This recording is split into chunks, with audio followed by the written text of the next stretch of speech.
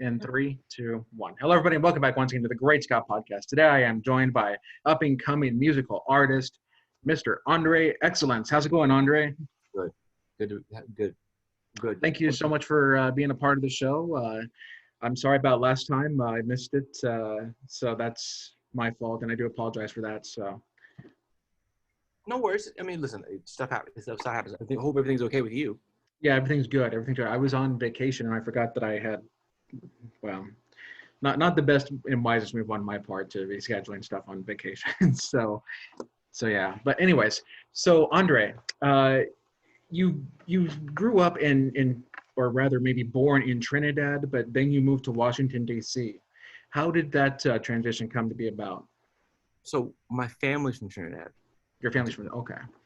I grew up in Washington D.C. Born in Washington D.C.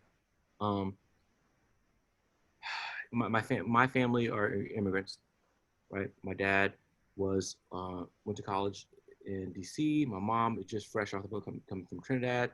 We met. I think they might have met in Trinidad previously. My mom got a green card, came here to work, to be a nurse, to go to nursing school. My dad went to college in Georgetown to be computer science. We met, and then I was born in D.C. So I got the benefit of being my life. One day they'll write a book about it. My life has been a roller coaster, chaotic, to say the least. But I know I've gone from being the haves to have-nots, and being around a lot of different people and melting pot of people, right? Whether it's all ethnicities, black, white, European, Asian, DC in general. But we ended up, my dad was very much a child of the world, very smart, intelligent person. He used to be, his first job was a company that ended up being swallowed by IBM. And they were one of the companies that would helping the government take on computers. When they were taking DTC, data transformation, when they were still using paper and computers and stuff like that. He was brilliant, but he was also a damn mess. So, it was a melting pot, so to speak. So, how old are you, Andre, if you don't mind me asking? My 30s. Oh, you're in your 30s? Yeah. Okay, gotcha. So what has this quarantine time been like for you? It's been at first it was horrible, and then it's kind of been, creators create. How do I say that? Right. So at first I was like, I had this momentum and I was building things, I had a plan, and then everything stopped and boom. And I still have not made the mark on the music, on the industry that I want. So I felt like I was reaching a peak, and it just stopped. Right. And we had, and unfortunately I had friends of mine who are, my manager is really connected in the music world worldwide. And so we had heard about this coronavirus thing January 18th. And he's a friend, it's long story short, a doctor that he worked with the doctor's kids on a project because they were doing music. And the doctor was like a foremost doctor, a Chinese doctor. And when he first heard about it, he made a call offline. He's like, yo, what's up with this? And the guy's like, look, this is about to hit everybody. I'm hearing from China. This is going to be the worst thing for the planet. Get ready. So we had grounded things from January. I started going. So he told me, and put it in perspective. My manager, Sean, I call him the plug. Sean lives in Boston, flies and does most of the business at New York or LA. He's here in LA all the time. He has 2 kids, his family over in Boston. It wasn't like 2 days later, I'm like, Sean, when are you going back to visit the kids again? He's like, oh, I just bought a car. I bought a BMW I'm going to drive on the 20th. I'm like, what? For Sean, who flies for a class, I'm like, what's going on? He's like, oh, well, and then I said, he's like, I was like, Peel, tell me the information. And he told me everything was going on. And we just downloaded everything to me. And I felt like I don't know if you've heard of it, was called a Cassandra complex. We started like looking up Tencent and Twitter and overseas and what's going on, and seeing the tracking just as that first flight that was landing here with the first 2 people and how bad it was, and right? And we were like blissfully ignorant. And I say that all to say, I shut everything down. I was telling friends and no one believed me. Now we're going into like Mardi Gras and Carnival, and people are traveling, and and Fashion Week, and I'm like, yo, what are you doing? No. right? And meanwhile, I'm here in LA, like buying supplies and prepping and stuff like that, and no one was listening to me.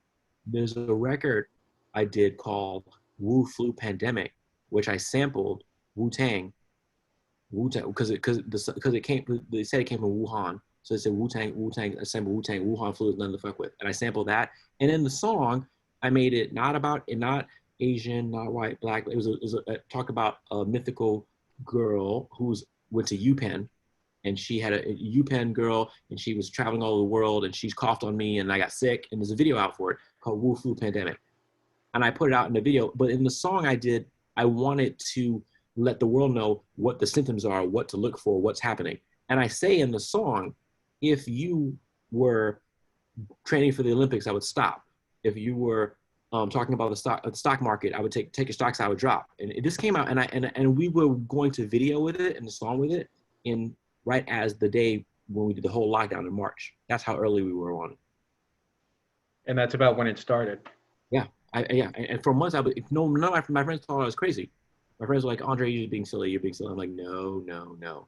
And then it started to hit right around Yeah, March. no one I think really believed how, yeah, the nature of this beast that it would be. Yeah, no one really believed anybody. So yeah. But Andre, I can actually relate to you on something. I was looking or listening to previous interviews, and you're a guy that is with ADD, if I'm not mistaken. Oh yeah. I can relate to that, and it's usually caught at a very early age.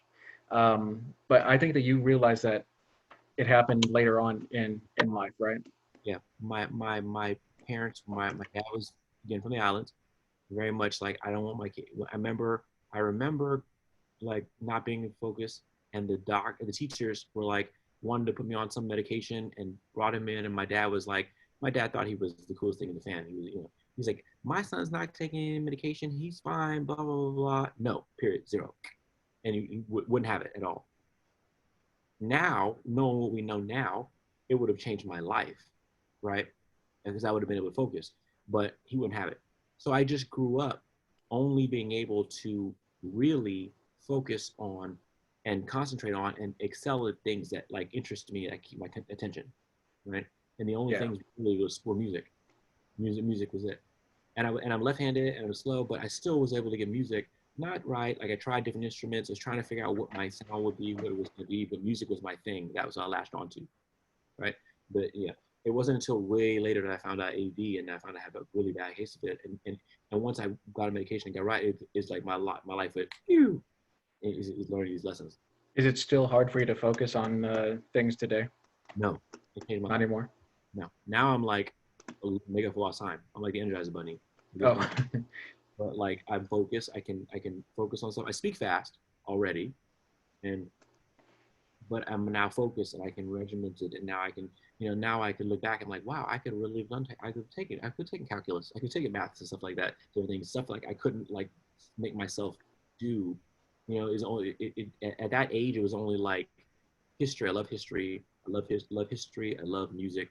I love things that were interesting. I love literature. Other than that, it was like any plans to retake that calculus course? no, God no. No. I'll leave it to the bigger brains than that. All right. All right. Sounds I want good. to talk to the music world. All right. Sounds good. So Andre, fitness is a big thing to you, and you recorded a song called "Work It Out." That just seemed like a lot of fun.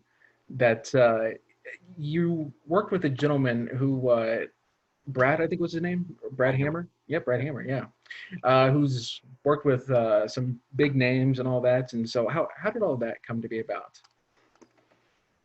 I started. You did your due. I like you did your research. No, I started. There was a point. I'm a late bloomer.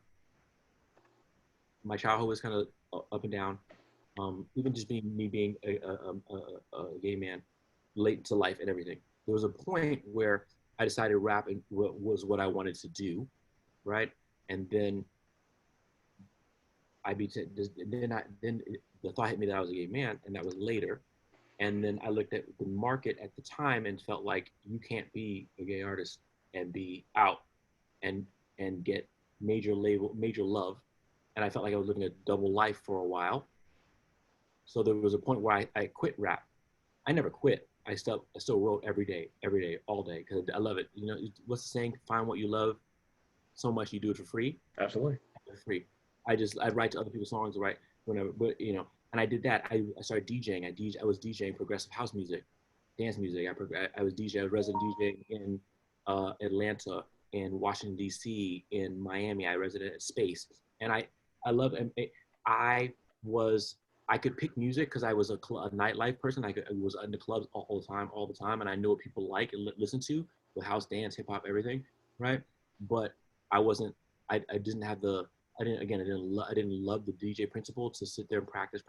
So I'd do a set and have the best music because I would go to New York when it was vinyl and then to CDs, and I get and with like 8 Ball Records, and they pull the best. They knew what to pull. I pull the best records. My set, I still have white labels right now when I'm ready to go like phase 4 and start pulling out some old stuff and start sampling. They'd be like, whoa, that people, because I know what people like, but my transitions would be off. But you have the best music ever, right?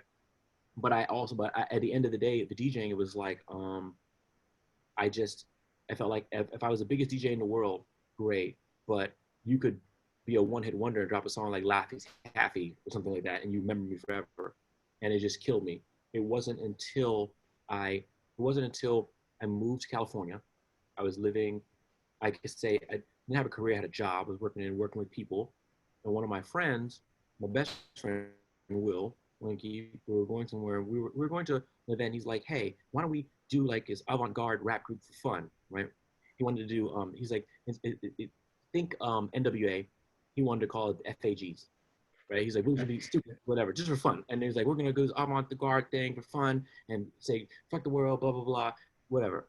And it was like the mental block. He's like, we'll do a song, you know, we can put it on YouTube, do a couple songs. I'm like, okay, cool. We talked about this on a trip to San Diego. When we got back to LA, I'm like, you want to do it? Sure. I went, sourced all through LA, found a producer, found the artist, found the whatever. The next week I was like, Will, we have a studio session. Let's do it. He's like, what? And we went and we recorded music. He's like, oh, he didn't expect it to be that. And the first records I did, I walked in the room and we're doing the songs and the producers were like, whoa. And I had the full song, everything. I'm like, well, here's your part. I did the heavy lifting. You know, those records are one day maybe unearthed, right? And it started to progress from there. It got to a point where we did what would be an EP, and we did a video for it. And Will was like, Will is love him, is a real estate lawyer, a real estate lawyer, one of the best, super ethics. He was working for a very conservative company, and we're about to do this video and put it out. I'm like, okay, let's put it out. YouTube. Fuck it. He's like, yeah, I thought we were gonna like prep it, a package, and then go to a label and get a label to sign us, and then they'll from that, then I can quit my job and go. I'm like, no. We to put it out, prove the concept. Let's go. He's like, I can't put it out, Andre. I'll get fired. So at that point, I was like, okay, cool, bam, and I went solo. Started producing more music, building stuff out, sourced all of LA, and started finding because the people I looked up to were like the Jay-Z's of the world. They found the right producers, they found the right sound.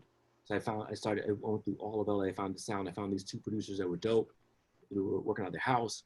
My partner at the time sold his company. And I'd been working there at the company, and he's like, look, I can help you invest in your business. And I started his record label. First record label was American Commission. Started his record label. I was going to be one of the artists, but I was also the CEO of the label, and these guys were artists. And these guys were like, I still work with one of them. They were super dope. And we created music. First couple records we created, one of the producers talked to Izzy Sanchez, which is over at Promo Only and Elite. And he sent it to a radio promo person in the LA radio station. And that guy sent it to Izzy Sanchez. And Izzy Sanchez got a call, was like, listen, someone in LA, a radio person who I respect, sent me your music and told me I should listen to you. He's like, yo, what do you want to do with this? Your song is dope. The next week, I took a flight to New York, met with Izzy Sanchez. Izzy Sanchez, they broke, like the guys who broke Lady Gaga. They do everything. Went to New York, didn't know what I was doing. right? I had like maybe it's, let's say I had $100,000 budget, didn't know what I was doing, right?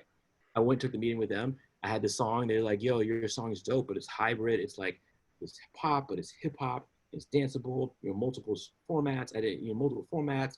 You know, we can do this, but I had to find the radio format."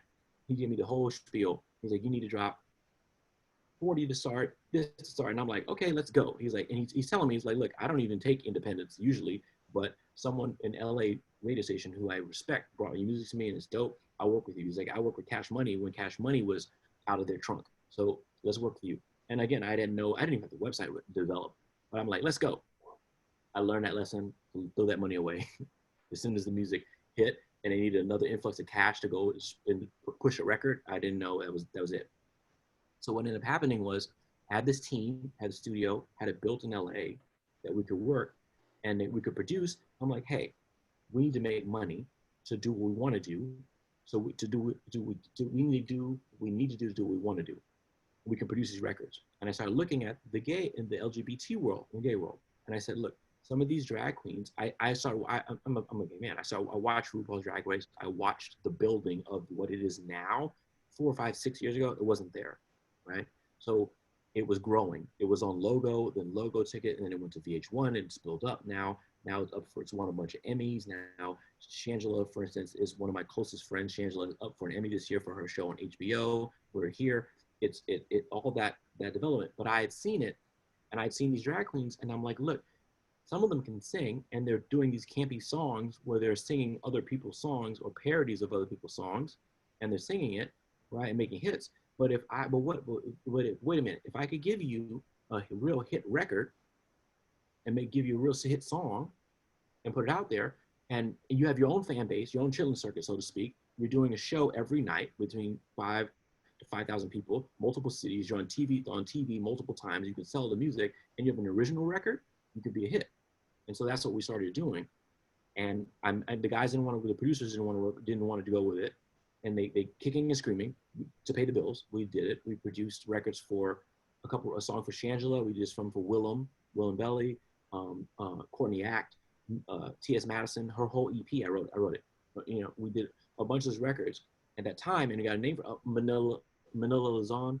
Me and Manila have a song called Ice Cream. If you really deep dive and go, and we wrote it, we produced it, and it became real quick that they could produce real hits for them, and they would tell us, "Wow, now I have a song that's original. It's not a drag queen like mimicking the song."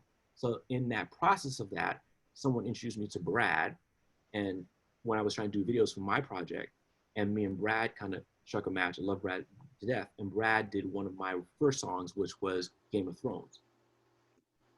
Now, was Game of Thrones an homage to the actual Game of Thrones? Yeah, to the show. To the show, yep. Yep. It's taken down now. All the stuff will be released in an early package later. But I like punchlines. So the whole thing was about Game of Thrones, but it was like talking about relationships as a Game of Thrones. Oh yeah, yeah. And it's just like the whole life, like the metaphor of love in the Game of Thrones, and it's very artistic. At that point, I wanted to be like, it was very like, I wanted to be Raps Lady Gaga, very artistic. Then still trying to figure out my audience, trying to figure out what I was doing. The one thing I'd already suffered from was the lack of the marketing and promotion, but still trying to, in that bubble, still trying to figure out what I was doing and building the sound. That was one of my early songs, but that's how I met Brad in that process. Now you have a music video, I think it was, called "You're Gay, Now What?" Me? Was it?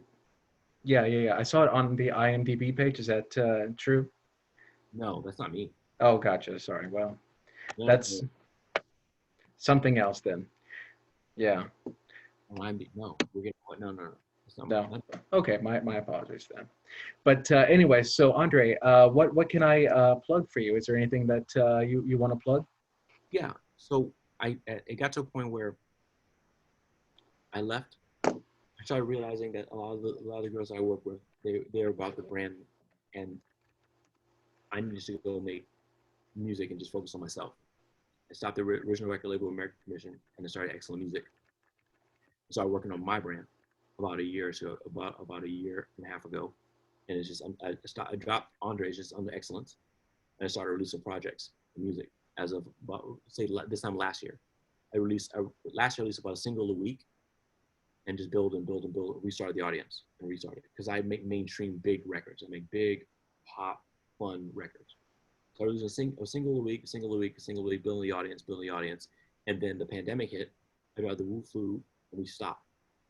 In September, as I saw the market and I saw that okay, we are all at home, and I looked at 100 years ago, Spanish flu, and it took us 18 months, 22 months, and then we opened up. And afterward, they called it the Roaring 20s. So I know when we open up, we're going to open up. It's only a matter of time. Creators create. So I said, okay. I took stock of the industry, and I said, okay, let me clean up my closet because I make a song a record a week. I make great records. I dropped an album in September called XX Junkies. Xcellence XX Junkies. It's done. It's almost like a 500,000 streams so far. It's doing really, really well. 14 songs of content. So my theory now is I'm just gonna I can create. Absolutely. So I'm gonna create.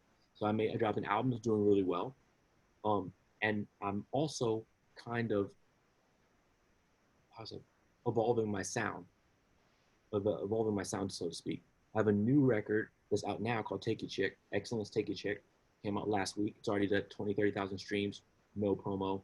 It's just slight promo. We're just building. Videos are gonna be done now, where I'm kind of more an homage to Frank Sinatra and Fred Astaire and the very big band and very open up. We sampled Put It on the Ritz, and it's very open and just making big pop records. I want to make people dance and have fun again and make big pop records, still rapping, but pop records that people can enjoy and have fun with. And that's kind of where I'm going with my sound. I'm kind of leaving like the ratchet rap tawdry records in that lane a little bit, and kind of going for the more bigger stuff because I feel like the world's going to want to celebrate and have fun in about 6 months or so. That's kind of what I've been doing. Absolutely. Yeah, because of the coronavirus, and yeah, absolutely. Well, Andre, I do want to thank you for your time, sir, for coming on the program. Yeah, thank you. And please feel free to come back at any time. Okay, thank you. Yes, sir. All right. Thank you, sir. Let me sing to Take a Chick.